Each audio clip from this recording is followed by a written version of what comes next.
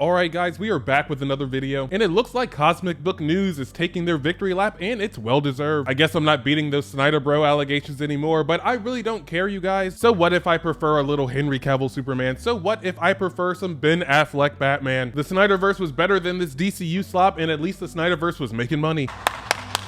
But check this out, Hal Jordan dies, confirming our scoop. Same insiders say Snyderverse returns, Gunn out. Hal Jordan is dead. Lanterns episode 1 ends with Jon Stewart and Sheriff Kane finding him on the Rushville High School football bleachers, frozen, with a bullet in his forehead and his ring gone. Cosmicbooknews readers knew that on March 27th. Yeah, you guys, Cosmicbooknews was reporting on this 5 months ago. And I know some of you right now are thinking, wait, Hal Jordan may not actually be dead. This could be like a shape-shifting alien or something like that. But here's the thing, he looks dead, and Cosmicbooknews called it a while ago. And I made this joke months ago. I said they're either going to kill off Hal Jordan and Lanterns, or they're going to retire him to a nursing home.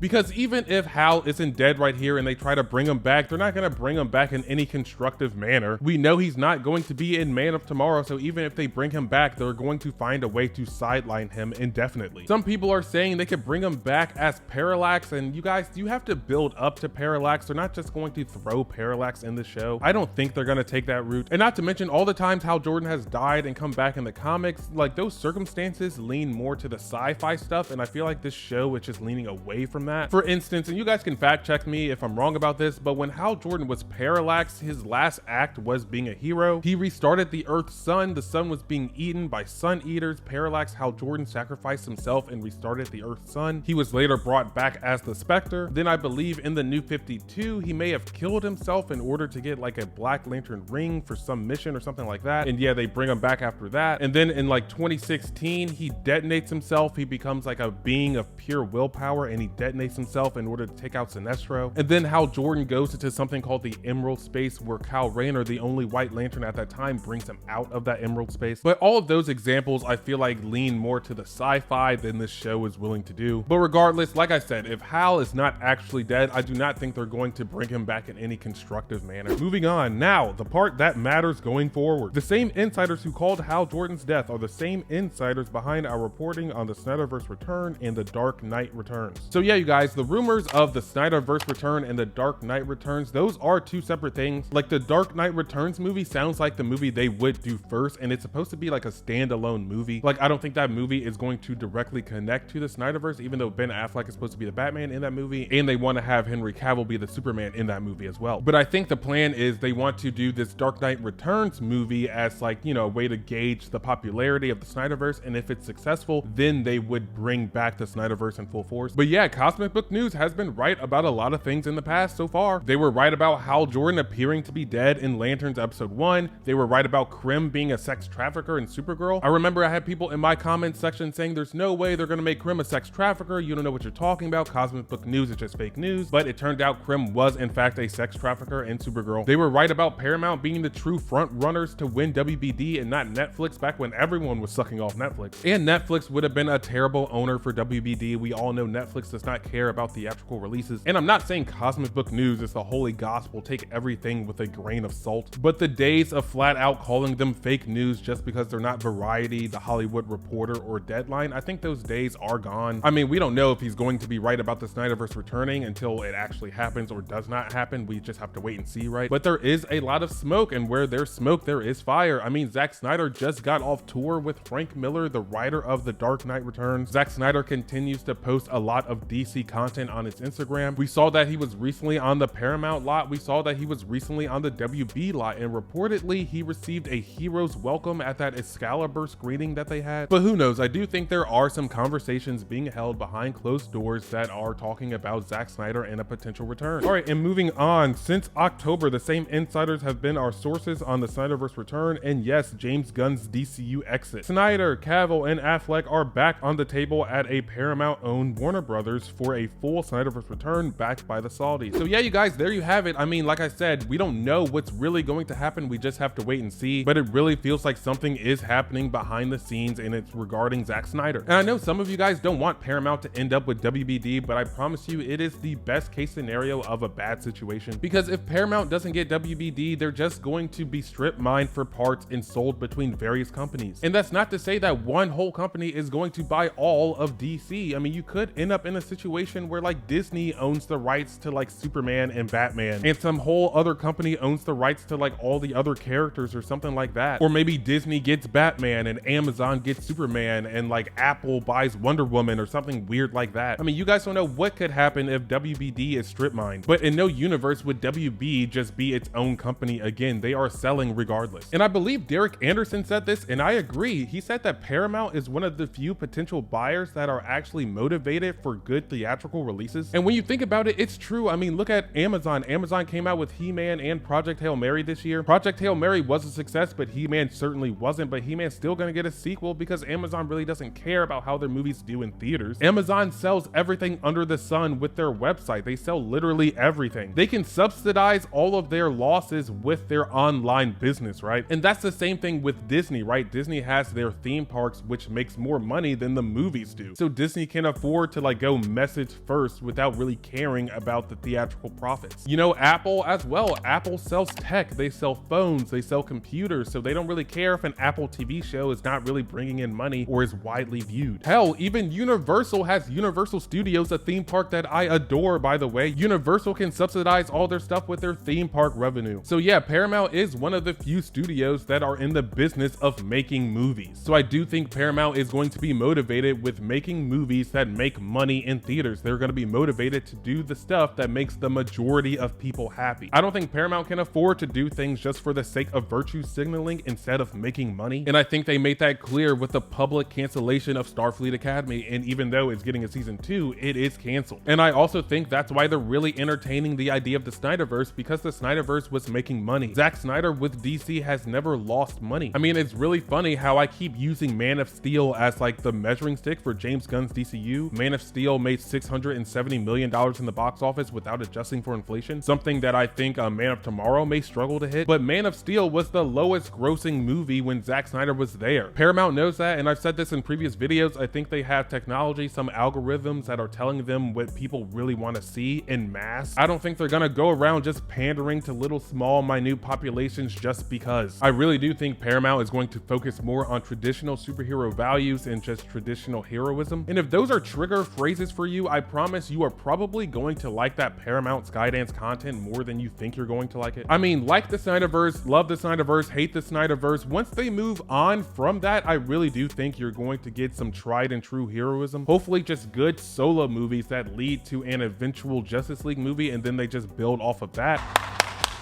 But traditional heroism and traditional values are the things that you loved back when they did those Sam Raimi Spider-Man movies, remember that? And those are the same things you loved about Marvel Phase 1, pretty much all of Marvel leading up to Endgame, right? But especially Marvel Phase 1. But what I'm really interested in is what's going to happen to all those YouTube accounts who have been really positive about everything that's come out, even if it's trash. You know, those accounts that have really popped up over the last, 10 to 9 to 8 years. Are they going to hop on the Snyderverse train? Are they going to hop on the Paramount train after they reboot after the Snyderverse? Or are they going to become the new grifters, right? It's going to be very interesting to watch. It's going to be very interesting to see. We're going to get a huge power shift and probably a tone shift from what we've been seeing out of the superhero genre as of late. People with access hate losing access, right? I don't think these people want to give up their red carpet events. I don't think these people want to give up getting access to like TV shows early. I believe some people out there have already seen the first 7 episodes of Lanterns. So once David Ellison is in charge and they're coming out with all this DC content, is someone like Grace Randolph still gonna be like shilling for David Ellison? Like Real Rejects, are they gonna be saying like, oh, this new Flash movie that was produced by Paramount that David Ellison was overseeing, oh, this is great, we love all of this? How are their subscribers going to feel about that? It's going to be very interesting, you guys. I'm here for all of it. I do think James Gunn has to go one way or another, and I do think he will go. I think Man of Tomorrow is going to be the last movie we see James Gunn's name attached to in the DC universe, at least for a while. I done told you! Take Yo, drunk asshole! And I think that movie is going to struggle to even make what Superman 2025 made. It sounds like it's going to be a sloppy cameo fest and not even a nostalgia cameo fest, so I don't even know if the cameos are going to bring in the money. And it also sounds like it's going to be another Justice Gang movie because they can't even use the name Justice League, so whatever, you guys. If I've said anything that you liked or agreed with, subscribe to the channel. Click here to binge more of my content. And as always, thank you for inviting me into your home, and thank you for joining me in mine. I'll see you guys in the next video.